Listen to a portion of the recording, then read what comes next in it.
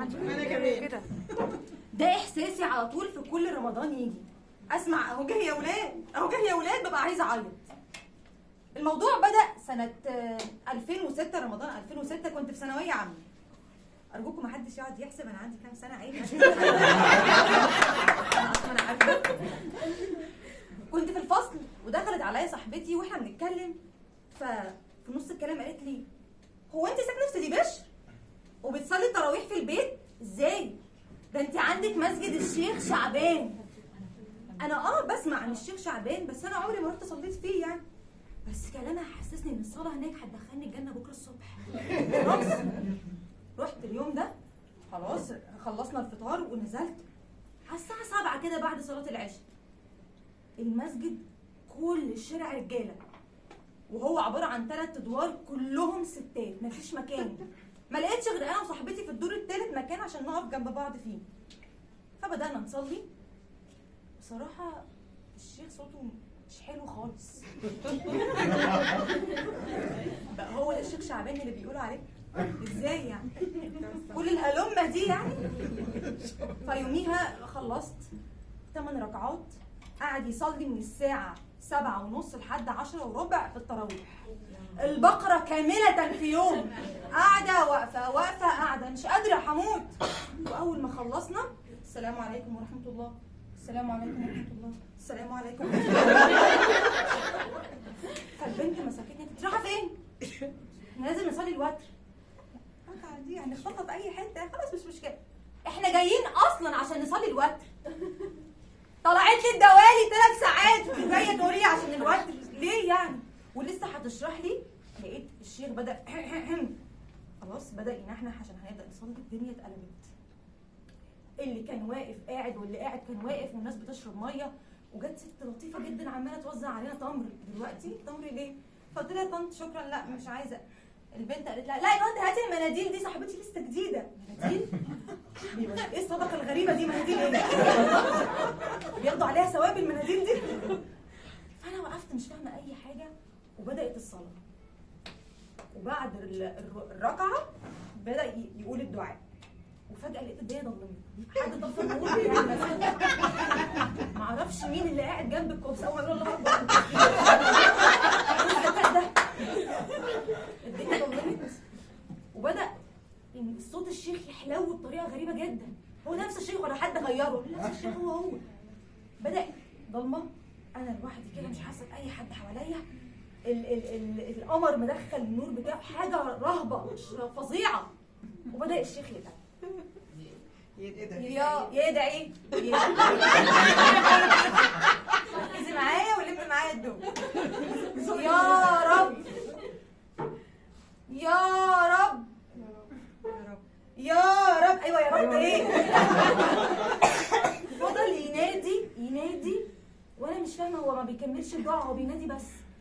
وبدأ صوته يتحشرج ويبان عليه انه بيعيط. الرجاله كلها اللي حواليه صوتهم وهمهمتهم طلعت في المايك بيعيط.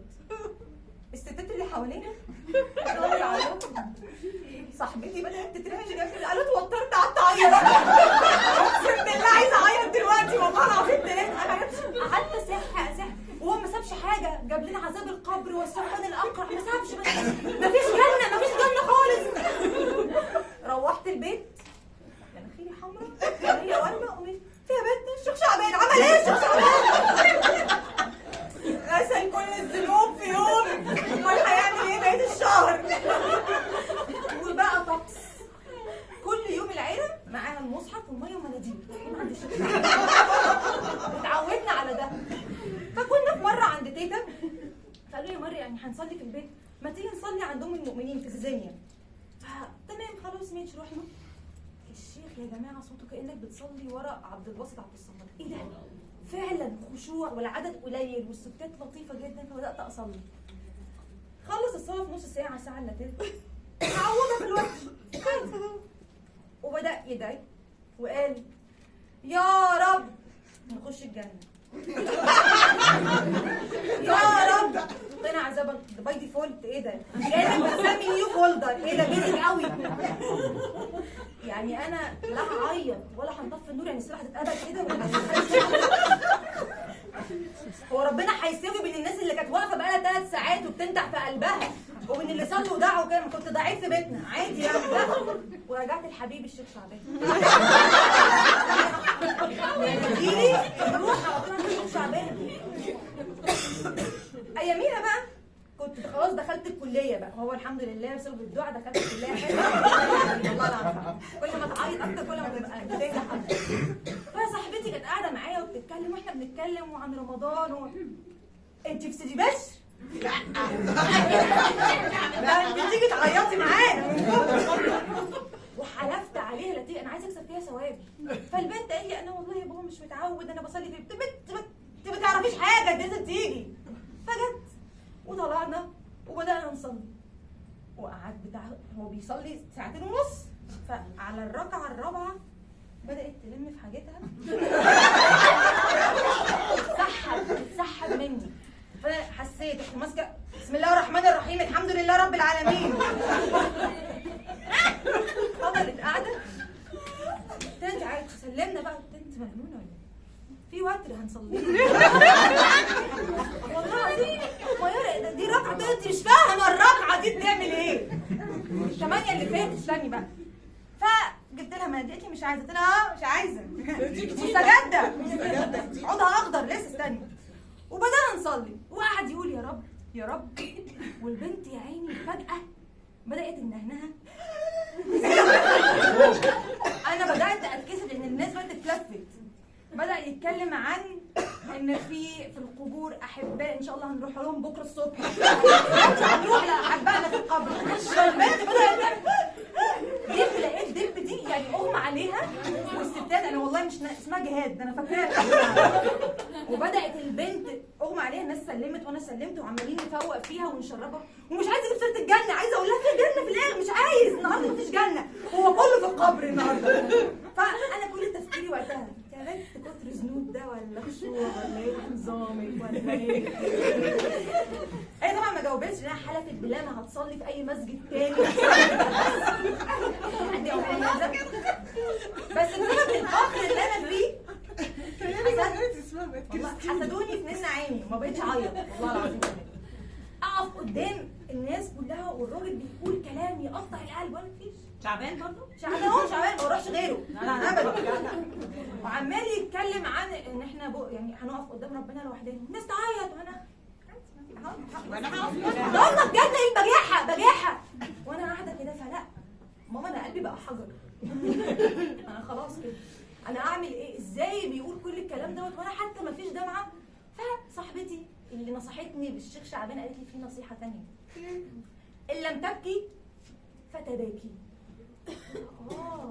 هجربها دي.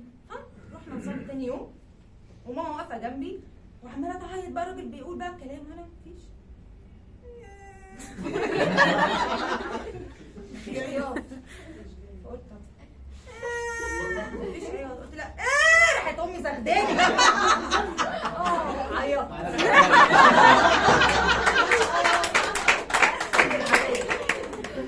الحمد لله. واستمريت بقى فتحت هي والحمد لله رب العالمين. المشكله مش في كده. المشكله في العشرة الاواخر. خلاص ليله القدر. ليله القدر احنا بنبقى كل الناس في الشارع الليل نهار والنهار ليل. من الساعه 7 لحد 6 الصبح الناس في المسجد ما بيطلعوش.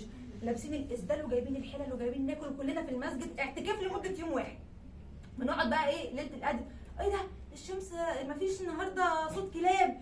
السما صافيه النهارده. بتبقى كده تكهنات زي بتوع برامج الرياضه والله العظيم. نقعد نشوف كده. ففي يوم واحنا ليله 23 لسه هنبدا نصلي عادي. لقيت لك كل الستات بتجري على الشبابيك وبيعيطوا. لا هتعيطوا عند الشباك انا مرهقه. لا مش كده حتى الشباك في عياط ليه؟ فماما جايه بقى مش هحتفى قوي فيها ماما. ادعي النهارده بقى ليله القدر. عرفتي منين؟ يعني نزلك من الكنترول. عرفتي منين؟ شفتها بعيني. السما اتفتحت وشفت نور. انت يا ماما شفتي ليه؟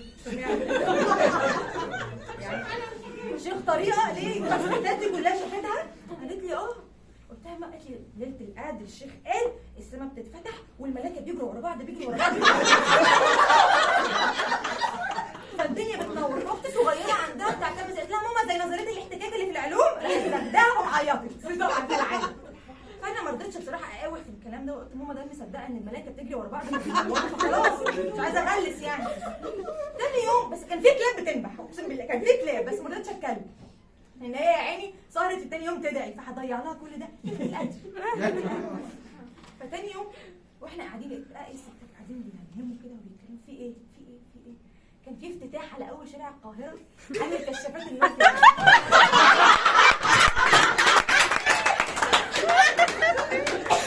الشمس والسما نورت. انا كل تفكير ان الراجل بتاع البالونه ده لو فكر